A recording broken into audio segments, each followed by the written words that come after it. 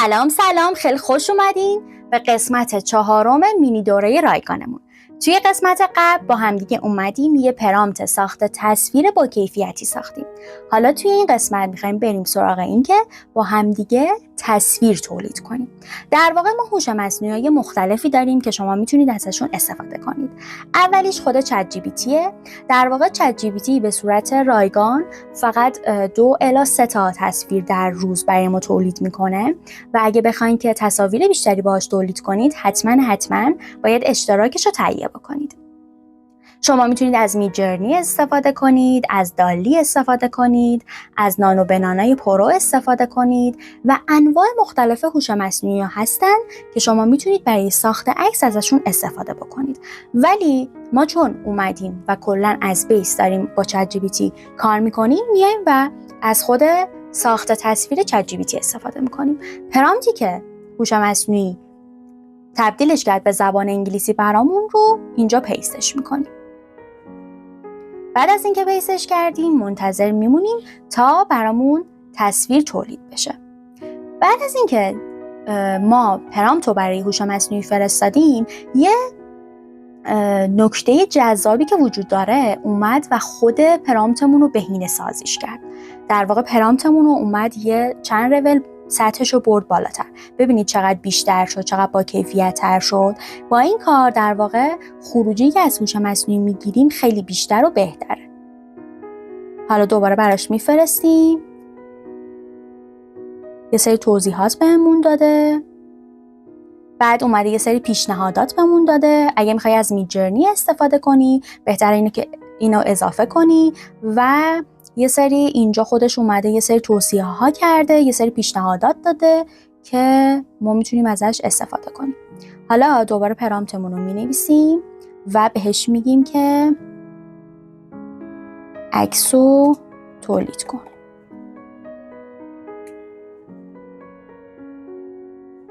منتظر میمونیم تا هوش مصنوعی چت جی پی تی عکسو برامون تولیدش کنه.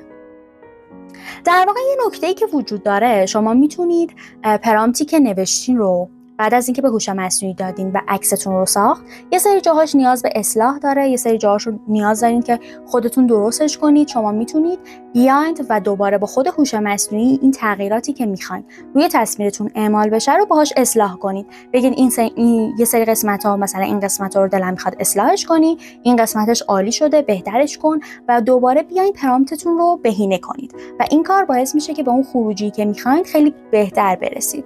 در واقع این عکسی بود که هوش مصنوعی چت جی پی تی برای ما ساخت. کیفیتش رو ببینید، دقیقاً همون چیزایی که ما خواستیم اضافه شده. یه سری تنه درخت رو ببینید حالت فرسوده داره، کیفیتش هم کیفیت خیلی نرمالیه. نورپردازیش رو ببینید، جاهایی که بهتون گفتم نورپردازی خیلی مهمه دقیقاً همین جاست. در واقع نورپردازی باعث میشه که اون تصویری که براتون خلق شده بود داشته باشه، احساس داشته باشه.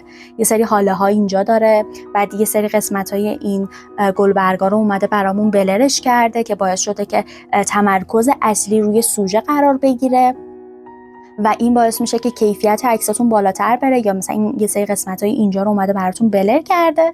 اگه مثلا یه سری قسمتاشو دوست نداشتین، نیاز به اصلاح داشتین، شما میتونید دوباره بیاین و یه سری قسمت‌ها مثلا بهش اضافه کنید. یا مثلا این جای تصویر اگه احساس میکنید خالیه، یه سری گلبرگا بهش بگین که براتون بنویسه. دوباره باید بیاین پرامپتتون رو اصلاح کنید و بدین به هوش مصنوعی تا براتون بسازه. امیدوارم که این مینی دوره خیلی به کارتون اومده باشه و بتونید تصاویری که خلق میکنید خیلی با کیفیت‌تر و بهتر باشه. حتما نتیجه و عکسایی که تولید میکنید رو برام بفرستین تا توی کانال برای دیگرانم به اشتراک بذارم و با استمرار و تمرین و تکرار مطمئن باشید میتونید نتایجی رو خلق کنید، تصاویری رو خلق کنید که منحصر به فرد شماست و شخصی سازی شماست. چیزیه که هوش مصنوعی رو نسبت به همه چیز داره متفاوت میکنه اینه که هر تصویری که باهاش خلق میشه منحصر به فرده و نمونهش دیگه فرق نیستش و هر سری که شما حتی یک پرامپت ساده رو به هوش مصنوعی بدین